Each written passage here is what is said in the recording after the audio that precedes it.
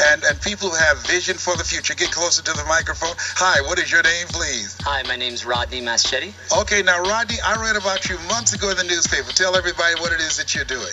I have a bike shop in downtown Los Angeles called DTLA Bikes, and basically it's one of the few bike shops that has an indoor track, and we basically do a lot of things like I import my own product of getting a low cost bicycle for everybody and a lot of different types of bikes as well. You know, you decided to take a position of greatness. You know, I always believe that you can't shrink your way into greatness. You decided to expand and to do this at a time when the economy is down and people are talking about how bad things are economically. But what is it that inspired you that you said, you know what, in spite of what the economic forecast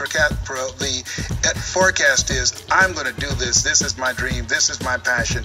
I'm going to make this happen. Well, it was a combination of a few things, I guess.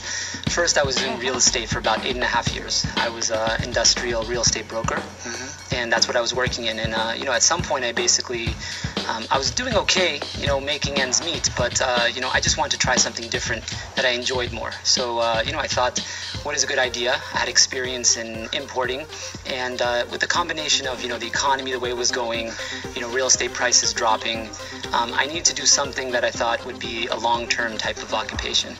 And, the fact that it's environmentally friendly as well is a big plus for me because, I love biking myself and, everything just seemed to fall into place. I went to shows and I saw the cool different kinds of bikes and how big people really are into bikes. It's as big a market as cars, maybe bigger than cars even, in the sense that people are really enthusiastic about this thing. So what has been the biggest challenge that you faced since you've been doing this?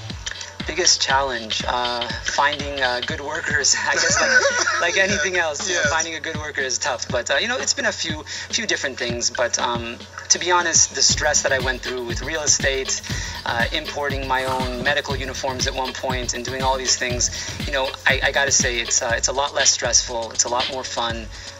When I'm bored, I just ride around the track and get the stress out. Play my music full volume. Nobody can say anything.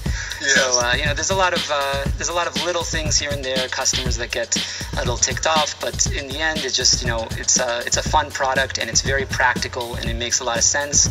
So I like selling something that I know people really need and can use. Rodney, whenever you have a dream, you find out that it's not always what it's cut out to be. Once you get up in there, what has happened that surprised you? You say, "Oh my God, I never saw this coming." Oh well, the first big thing was that I planned on literally putting a few bikes in this small store and sell them.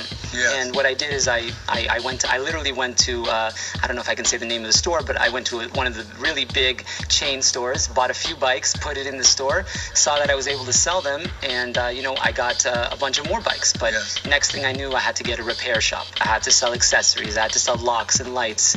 And next thing you know, it's a whole big thing, and you got to have like 4 or 5 employees, and it just expanded a lot. That was it. Okay, listen, we'll be right back.